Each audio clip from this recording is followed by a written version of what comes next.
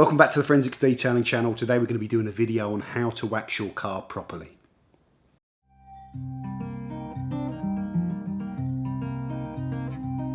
Guess that I am wrong or how we're close now.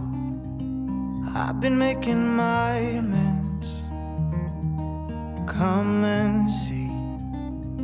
Where have you been off to now? Wait for me, dear beloved, lend me light as I wander off into the night, or I won't be found, or I won't be found. So we've done a fair old bit of wax making on this channel and talked about paste waxes to death, and I've never really done a video on how to apply them properly. So that's what I want to cover today, guys. So first thing, when you're using paste waxes, it helps to understand what you're actually dealing with.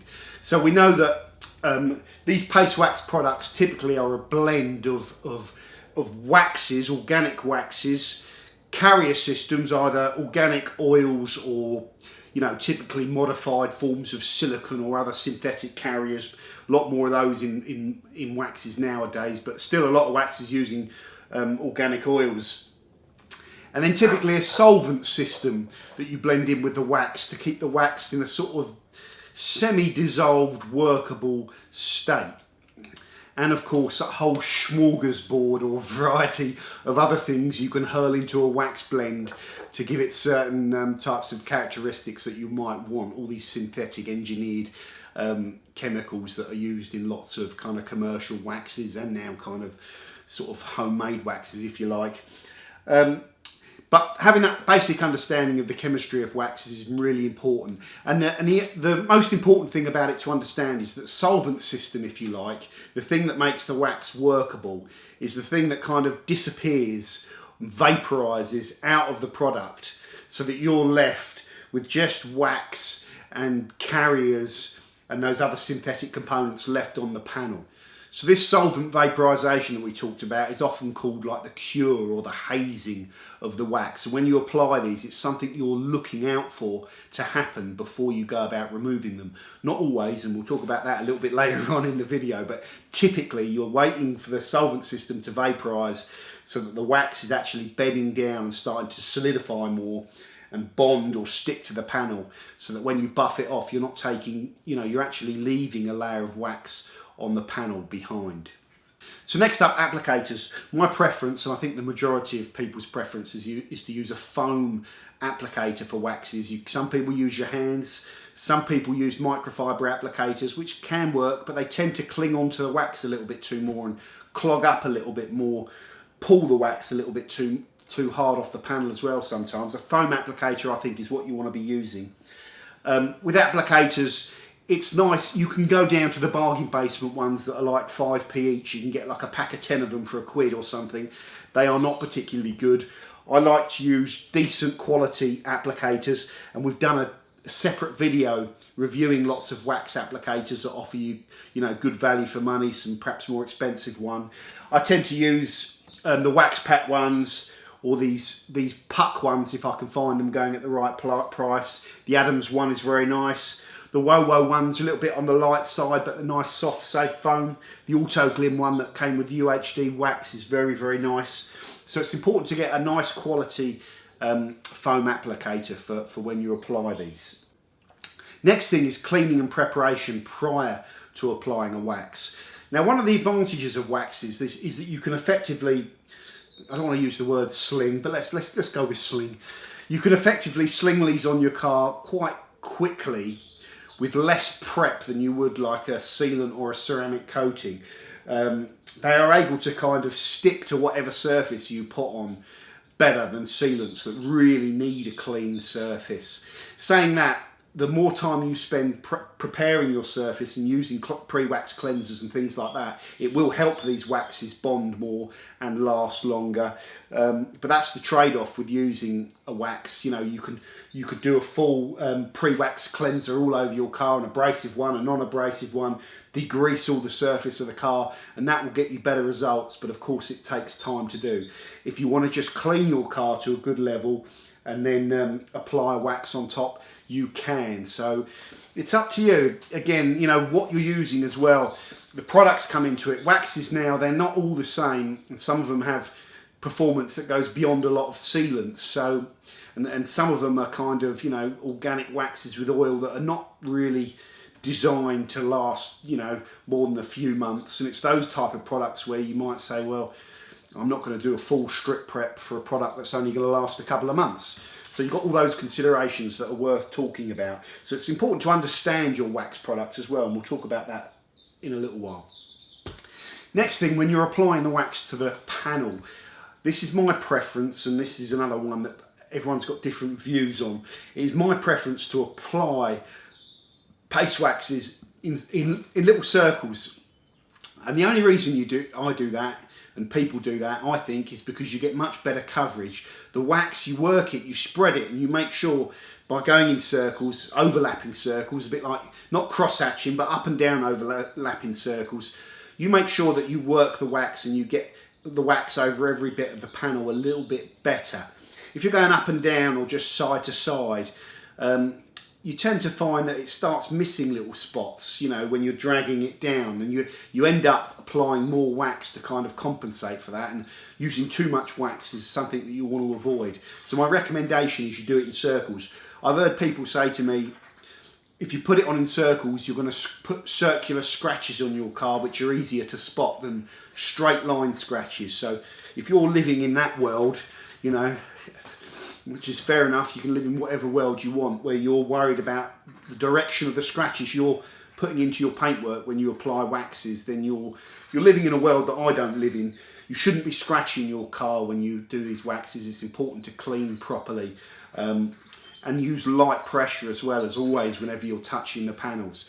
But if you're worried about the direction of your scratches, then by all means go up and down or side to side, however you like. But you will find, you know, that you will get better coverage by going in circles. The next thing, and this is a bit of advice you hear all the time on forums and stuff like that, and it's the best bit of advice ever about paste wax, is that putting them on thin is the best thing you could ever do when you're using these waxes. The more you can spread them, as long as you can see you've got some coverage. It doesn't matter if it feels like it wasn't as easy to spread when you first started because you had loads of wax on there or whatever. You get working it, and you just keep working till you literally can't see any more wax coming off your applicator and you need to load up again. These waxes will spread an incredibly long way. You could almost do the whole hood with one kind of pickup of wax if you really want to, and kind of work it across and stuff like that. So the thinner you can spread it and the less that you can use is really important. One thing with a lot of waxes, especially when they contain oils, they don't ever fully dry cure, most of them. And if you've got a thick layer of wax and carrier left on your panel, then what you can get is a lot of kind of smearing and kind of, you know, streaking of the wax when you're buffing it off, and ghosting. If you've got heavy light, you can sometimes see, and you can always minimise that by using thin amounts of product. Buffing the products off. This again goes down to personal preference, but I think it's important to use a really good quality microfiber when you're doing that. I like a plush microfiber, and I've just picked out a few out of my collection that are ideal for buffing off waxes. If I've got a hard sort of resinous dry curing wax that I know is going to work for microfiber too hard, then I wouldn't use one of these kind of open pile split soft microfibers, because you could end up just snapping all the fibers out of it when you're buffing over it.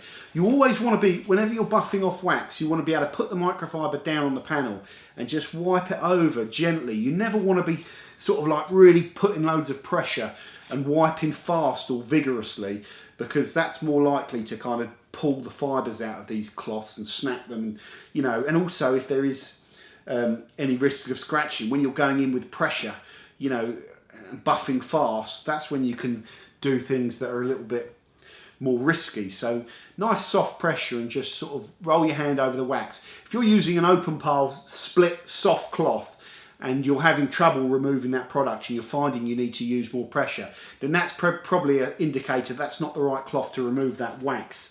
Now for me, 99 times out of 100 or 9 times out of 10, I will use these soft plush you know, type of microfibers to remove waxes. And I've got the Eagle Edgeless here, the CarPro Boa 350, the Interdetailing 350, I think it is, or 370, I can't remember, and the Ragmaster Wizard. And these are all lovely, high quality buffing cloths that I can recommend.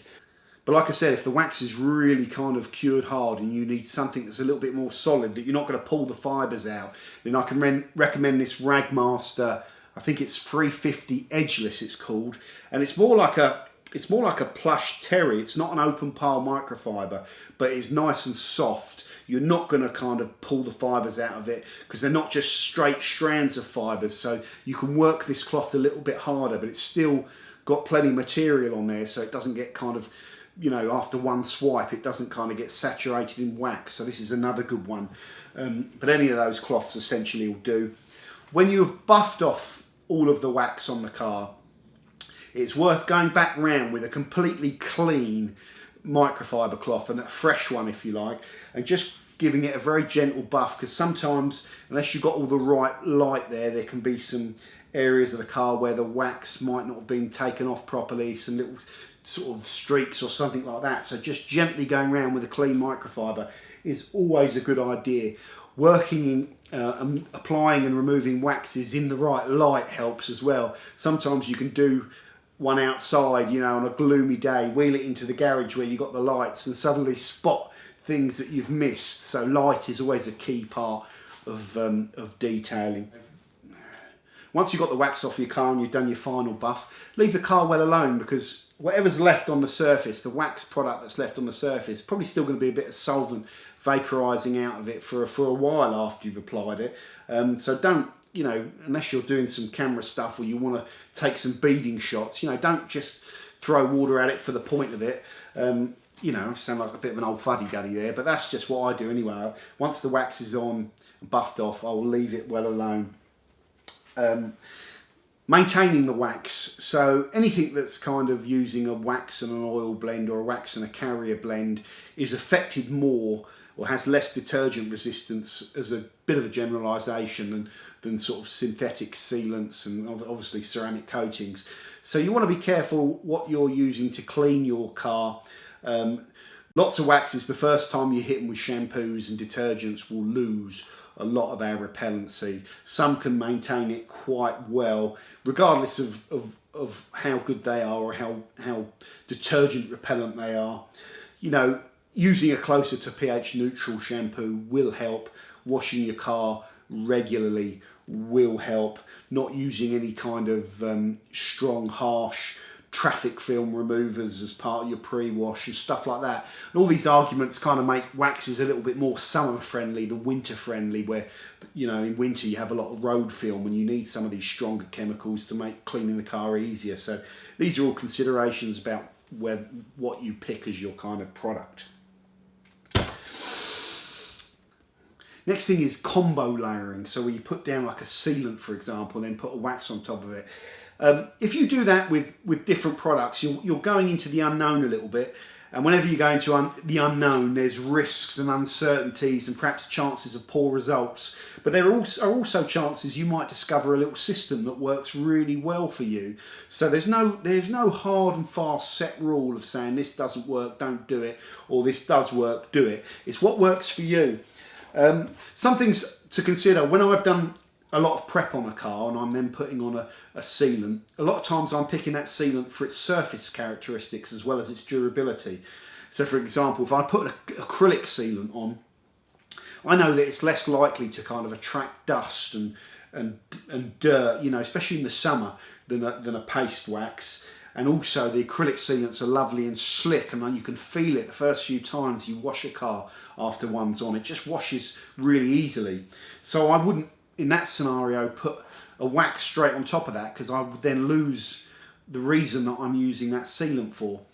Another thing is, I don't think in terms of extending the durability of products, you potentially do much with this. Sometimes an example of when I will put a wax on top of a sealant is when the sealant's starting to die and I can't be bothered to do a full prep again. I just clean the car and it's it looks like the protection's starting to run down and I just want something quick and easy, and I'll put a wax on. So that works for me. But everyone's going to do this slightly differently. If you've got a good combo of products that you use, let me know in the comments, because they're always interesting to sort of see the various things. But the consideration is that you should think about is, what are the surface characteristics of that sealant, and was it developed to have a wax on top of it? These sealants are only putting sub-micron, you know, you could be talking about 1/100th of a micron of product there. And what is the impact potentially of putting a product which is 50% mineral spirit effectively and sitting it on that sealant after you've applied it, or a day after you've applied it, or whatever, sitting that wax on top of it for 20 minutes and buffing it back? Is it going to affect the performance of the sealant? You know, so sometimes you've got to put your trust in one product. But that's not to say there aren't good combos out there. So like I say, let's know what you're doing combo wise. Right, so that is a quick brain dump on putting waxes on. They are great fun waxes to use, and there's not really major problems you can ever have with them. There's some downsides that I've talked about on this channel a lot, but I still love using paste waxes. I think I always will. There are some things also that I haven't delved into that you want to be very careful about applying paste wax products outside on really hot days where your panel temperatures are getting really high. Some of the waxes that are in these blends can melt at around about 60 degrees. Some of them can melt at around 80 degrees. But if your panel is roasting hot, that wax is gonna, it's not really gonna, it might work, you might be able to put it down and buff it off, but it's probably gonna not kind of work as intended, and potentially not harden like it should is the biggest risk, and you can maybe end up making a mess. So as I mentioned before, it's also really important to read the specific instructions from the manufacturer on your wax product and stick with those. When you deviate, you run into risks, but that's not to say you can't deviate. Pete's 53, for example, says put it on the car and buff it straight off. If you do that, it doesn't get a chance to bond. And it works and gives you nice gloss, but the protection, the difference, if you leave this for just 5 or 10 minutes then buff it off, it will last a lot longer. If you just put it on and wipe it straight off, there's hardly anything left on the panel. So there's little things like that that you will learn about each and every one of the products that you use. In terms of wax recommendations, there are lots of good ones out there, guys. The number one thing you should be looking at is waxes that are easy to use, that don't leave sort of ghosting on the panels when you remove them. So when you buff them back, you can see the gloss, and you haven't got to be too careful about going back over the car again. And you know, you'll use ones that you get on with, and you'll use ones that you don't. The trade-off is the ones that last longer can typically have more issues around application than the ones that are nice and easy to apply, although a very good wax will break that rule, you know, and the better they break it, the more epic the wax is in my kind of book. I'm a big fan of Angel Wax. This Auto Glim UHD is brilliant. Built Hamber double speed wax at $14.99 is unbelievable value, and it's decent amount of durability and hydrophobic stuff on it, like the Wax Planet stuff from Tony Coulson. Fuso for 20 quid, you know, not if it's a Marmite wax in it. You either some people love it, some people hate it. I've nearly gone through the whole pot, and that's a sign of a decent product. And you know, it's handy to have for certain things. There are better looking waxes than it, no doubt, you know, but they're not waxes that can last as long as it. So that's pretty cool for 20 quid. And then your old classics like SP21 or R222 as it's called over here, and Pete's 53, like your oily show waxes that offer you something a little bit different when you're just interested in gloss. So let me know what your favourite wax product is, guys. I'm working my way through and always trying new ones and interested in your thoughts. This was really a video on how you want to go about applying waxes and removing them to get the most out of them. So I hope it was useful. Thanks for watching, guys, and I'll see you soon on the Forensics Detailing channel.